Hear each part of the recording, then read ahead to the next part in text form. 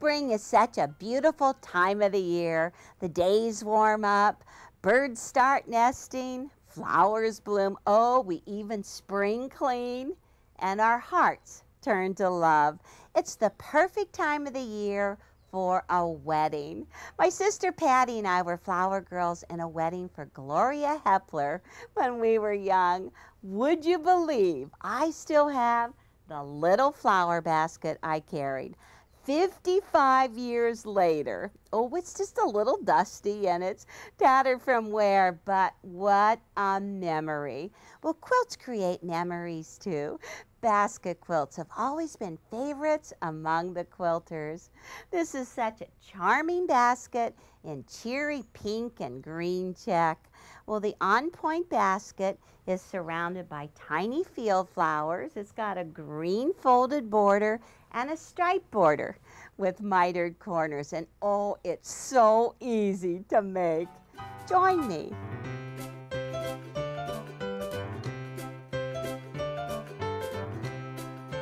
Blue baskets filled with pretty posies set the theme for this charming country wall hanging. Well, in shades of blue and yellow, spring is in the air. Well, the basket is filled with fussy cut flowers, so you don't need to do applique flowers.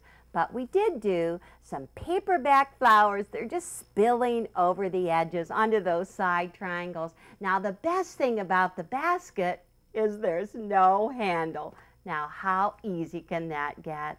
Then the blocks are set together in vertical rows, and then they're framed with a 3.5-inch lattice right down through the middle and a beautiful stripe around the outside edge. Oh, it's just so charming. Well, this is the piece of fabric that's left over from all of my fussy cuts. Not much left to do, but boy, we got those flowers out of there. Well, it's a 6.5-inch square for the flowers.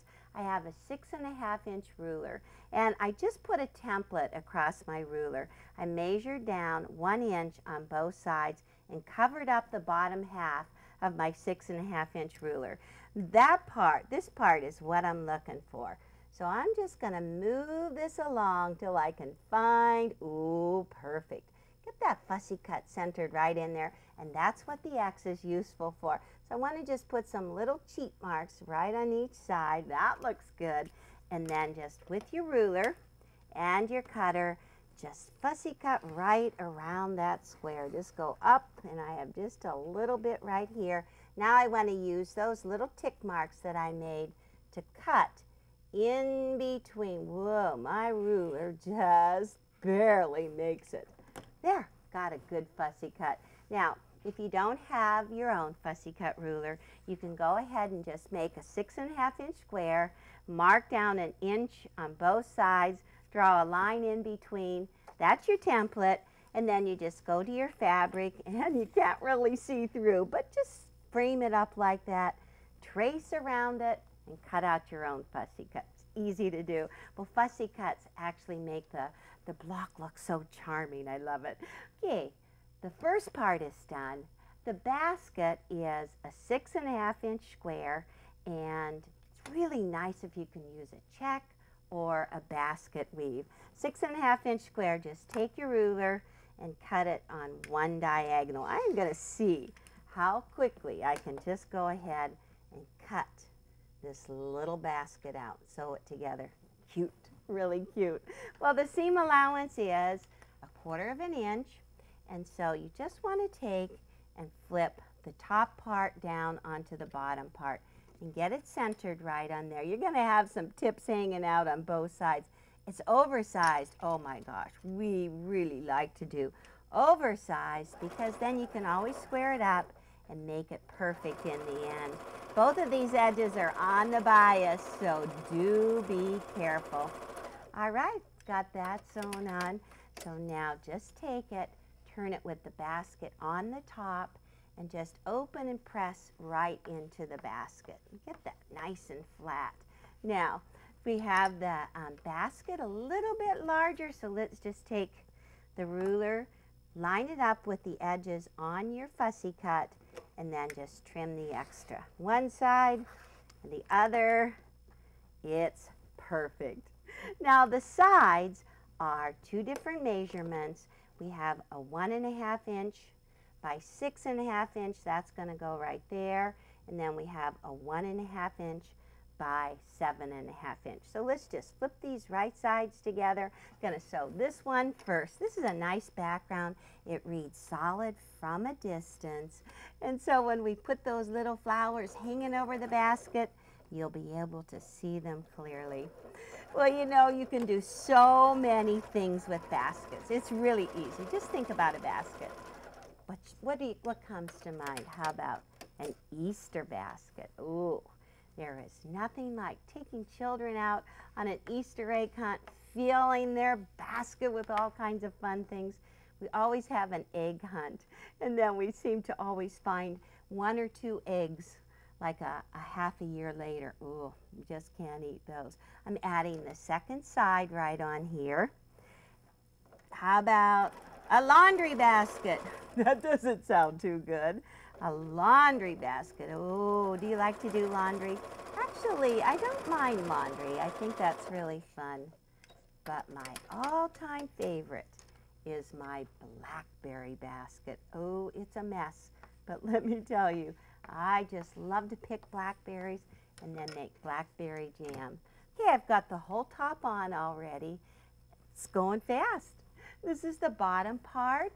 For the little feet, I'm going to take one 2.5 inch square and just cut it on one diagonal. And these pieces are 2.5 inches by 6 inches. I'm just going to place them because they are mirror image, and it is very easy to get them a little messed up. Let's see. Okay, that's the way it's going to look.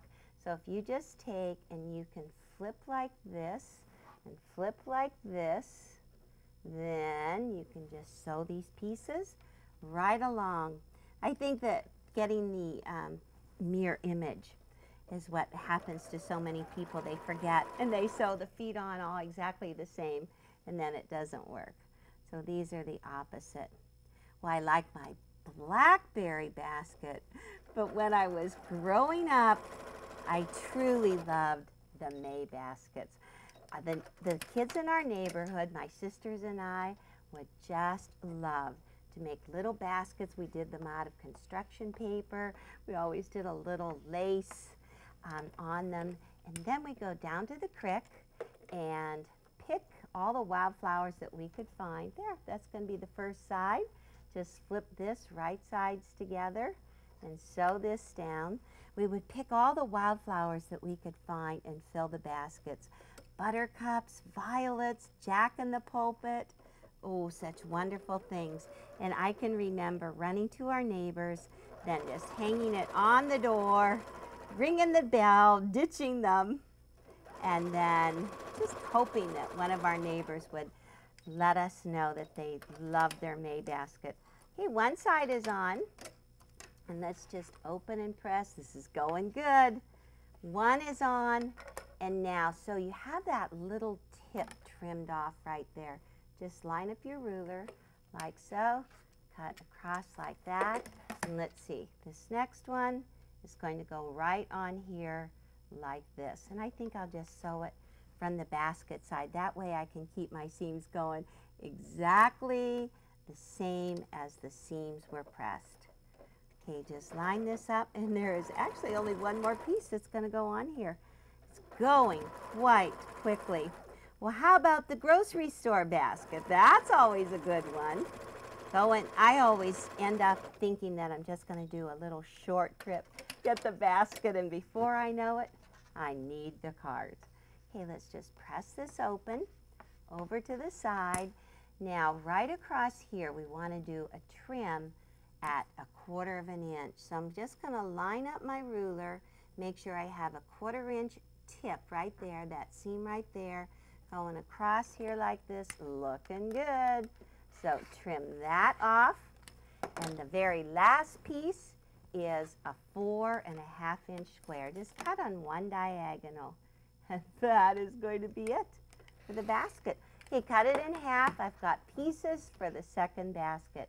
Take this and center it right on there. And since this is on the bias, it's best if you sew it from this side. And when you sew it from this side, you can see that you want to lay those seams flat and actually sew right across that little V right there. Then it'll be very crisp from the front side. Okay, line that up. I love this little lemon colored piece. That just such a great background color. Okay, hold this down with your stiletto so that all of the seams are laying flat just as you press them. Cross there, cut those threads, and press that down and flat. And that's the second oversized piece. All I'm going to do is just take my square up on here, lay it on. The block should be around 9 inches or 9 1/4 inches. I just want to line up my diagonal line in the ruler right down through there. Perfect. And just sliver trim across the bottom end. And that's the basket. How quick is that? Well, I'm just going to get some applique pieces ready, and I'll show you how to set it all together. Now it's time to fill the basket with some extra leaves and flowers so they just flow over the edges, and that 6 1/2 inch fussy cut doesn't look quite so rigid. Well, there's 2 ways you could do it. You could do it with paperback fusing, and then you would have raw edges, or you can do it with Nonwoven Fusible interfacing. With that method, the raw edges are turned under. So what are you going to go for? I say start with easy. This is the paperback fusing, and I just want to have some of these leaves right here cut out. So you just turn to the wrong side, cut your paperback fusing a little bit smaller than your fabric. And there's a fusing side right here. You just put that right on there. You can do it with your iron, or you could just do it with your wooden iron. Get that all fused in place, and then you take and you cut from the right side. And once you cut, then all you have to do is just peel that little bit of paper away. There's the fusing, and it's ready to put in place. So just stick it right on there. The nice thing about it is that you can move this fusing around until you decide.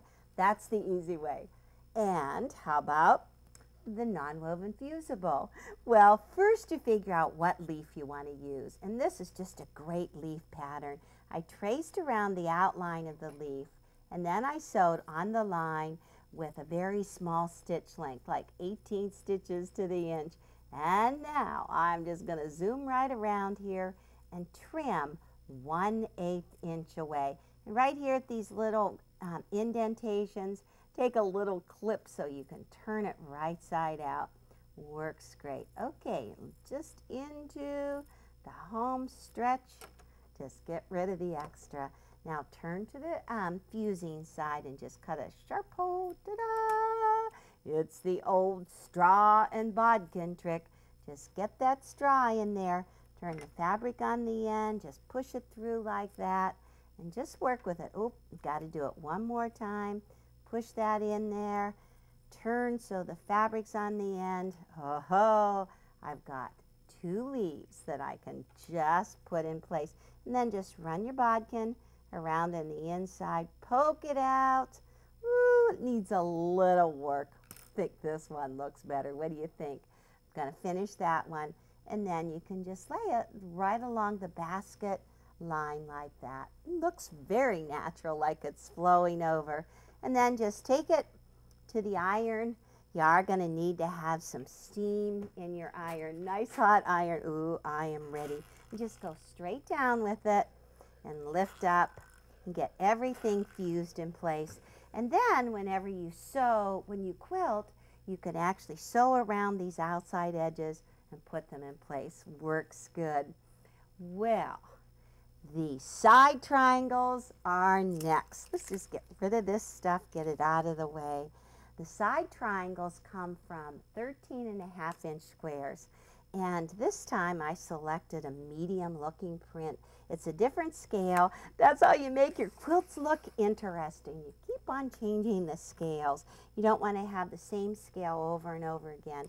Boring. So I'm just going to take the 13.5 inch, these are my side triangles, cut them in half on both diagonals. This is for my corner squares or my corner triangles. They are 7.5 inches square. This time they get cut on just one diagonal. It's going good. Let me move this out of the way. Now, take your rows. I'm just doing a wall hanging, just a little wall hanging. It's 2 rows of 3 baskets each.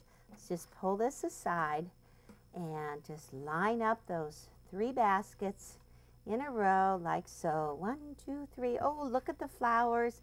Make sure you get a nice placement like that. Now the side triangles go right like this.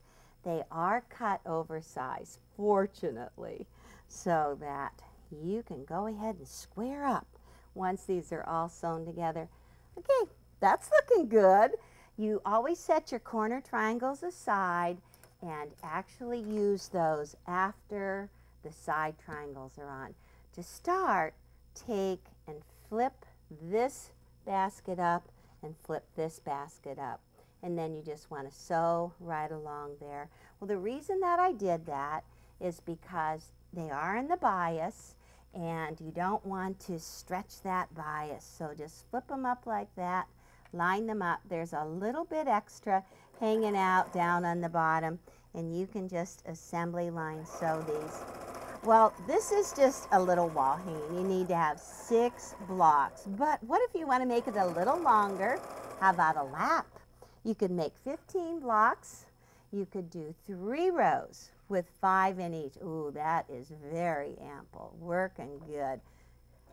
If you want to do a twin, just make a few more blocks. Make 18 blocks. Make 3 rows still, but this time put 6 blocks in each. Now you'll find out how you're doing on your math. This is going good. Okay, I'm down at the bottom. Now, just go ahead and set your seam with the triangle on the top, and then open and press into the triangle. Set that seam. Ta-da! I love steam. Steam is a personal preference. I really like it, but not everybody does. But maybe you just need to be careful, huh? You don't want to stretch. Okay, let's see if we can get these going back along here a little bit better. Now this one is going to go back in like this. And let's get these lined up. And this one goes right in here like that. Now, all you're going to do is just take and flip down the opposite way. Both of these sew exactly the same way and set the seam. And then once you get all of these rows, all of the triangles on, then you sew together the rows, matching the seams right here. The corner triangles are last, and so that I get them on perfect, what I really like to do is fold my triangle in half and then actually do the same thing with my square. I like to take my square and fold that in half so that I get it on there perfect. And then you're going to do one side, fold it out, the next side. It's looking good. Same thing on the bottom. Well, I've got another row all set to go. It's like having the rows in the oven. Let me pull this one over, and I'm just going to show you how to square it up. Looking good. Perfect matches there. And the amazing thing is that this squares up to 12.5 inches across. And the 12.5 inch ruler is absolutely perfect for it. Just lay your ruler so that you have the 1/4 inch marks on the ruler right at those tips of the blocks. Right there and there. It's on 2 sides. The 1/4 inch seam is on 2 sides. Check out your diagonal line going down across here, and look at this. Right across the bottom of the basket, you've got another line. Use as many lines as you can to keep it all squared up. So I'm just going to go up and across here. That's got a great start. Get rid of that. Now, I do have 2 more sides. Let's see if I can just turn this like this.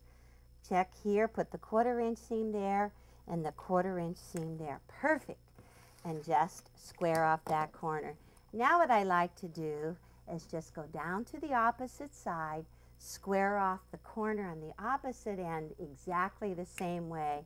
And then I just use my 6 by 24 to cut in between the 2 rows and trim it off. Well, it's going good. This is so pretty.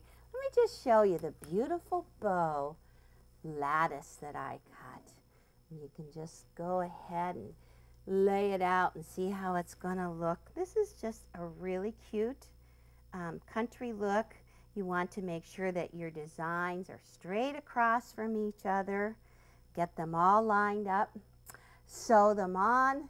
Do your quilting, and your basket block will be charming. This basket is so easy to do. It's great to make for gift giving. Well, Sharon Cleven made this gorgeous table runner for her friend Roberta. Oh, she loves it. Her dining room is blue. She said this is perfect. Now, since it's for a table, the baskets go in opposite directions from the center. Well, the center block is very easy and fun to do. She did some applique around the center block, and then Sharon did more applique here with the fusible interfacing technique and some leaves. Well, then she said, I've got to get this done quicker. Her birthday's coming. So she switched to the technique of paperback fusing so that the edges didn't become undone. She went ahead and put tulle right on top and just stitched right around the edges so it'll hold it in place through all those washings. Well, Sharon did some great quilting on the side triangles. You can even see it from the back side. It's kind of like a fan shape, starting here, going out around the outside edge. What a great gift for a friend. Well, the center is easy. You start out with a 4.5-inch square. Now, it is a fussy cut. Oh, I've got another use for that fussy cut ruler. A 4.5-inch fussy cut in the center, and then the 2 pieces that go around it are also 4.5-inch squares. Now, I went and I folded them the opposite way and cut them on the other diagonal so that whenever I match these up, I've got a little mark there, little mark there. So when you flip those right sides together, they are perfectly centered. So you stitch right down along there. I like my sewing, it goes fast. And then you just press the seams away from that center square. We've got a little extra right here. These get trimmed off, and then this goes next, right on here like that, and that frames that fussy cut perfect. Well, this is one that I already did. It's squared up to 6.5 inches. Now, the fussy cut ruler, the 6.5 inch, has these little marks on the center. It's perfect for squaring up this patch. You just take those marks and line them up right with these points on the block, and then just trim on all 4 sides. Perfect. Well, the next set of squares are 5.5 inches, and they're going to go on exactly the same way, 2 like this, flip them right sides together, and then 2 on the remaining sides. Perfect for the center. Got one done right here in the middle. So all you need to do is just square up this block to the same size as your basket. Now, my basket block was 9 inches square, and that's all you have to do. And it makes a great gift. So don't become a basket case. Make a table runner instead. Through the ages, quilters have loved basket quilts. Well, I have several to show you how they've changed through the years. This basket quilt was made around 1890, the 19th century, and it is in excellent condition. Well, the maker used indigo blue for her piecing. The handle is made of 10-piece triangle squares, and the bottom is made similar to the one we just made. Well, I love her accuracy. She did not cut off her points. And then she used white shirting for the setting squares. You know, it's actually 24 blocks with no borders, just binding. Well, in 1914, just a few years later, Marie Webster designed French baskets. It's an applique quilt with woven handles and reverse applique in the basket. Now, Marie is known as the mother of quilting in America. She said she did not want to make quilts like her mother did, so her quilts are all in pastels with designs right out of her garden. Oh, the beautiful setting squares and floral border are all appliqued. Well, this pattern was published in the Ladies' Home Journal in 1918 and became one of her most popular designs. Well, Ruby McKim's quilt, The Basket of Oranges, appeared in the 1930s in her book, 101 Patchwork Patterns, and it also appeared in her newspaper column. Well, this block has just a single appliqued bias strip handle and more piece triangle squares in the basket. You know, Ruby recommended to use trendy turquoise with orange fruit, and the maker followed her directions to a T. Well, there's beautiful round feathers quilted in the solid squares, and then those large triangles in the border make an interesting finish. Well, that's two beautiful quilts from the 20th century. And so in the 21st century, I've completely simplified the basket with no handle and large-scale fussy-cut flowers. Well, the vertical rows are separated. There's flowers and bows in it. Then there's a beautiful row of feathers in the first border, and it's finished off with a wide floral border. So no matter what century you're in, enjoy making your basket quilt.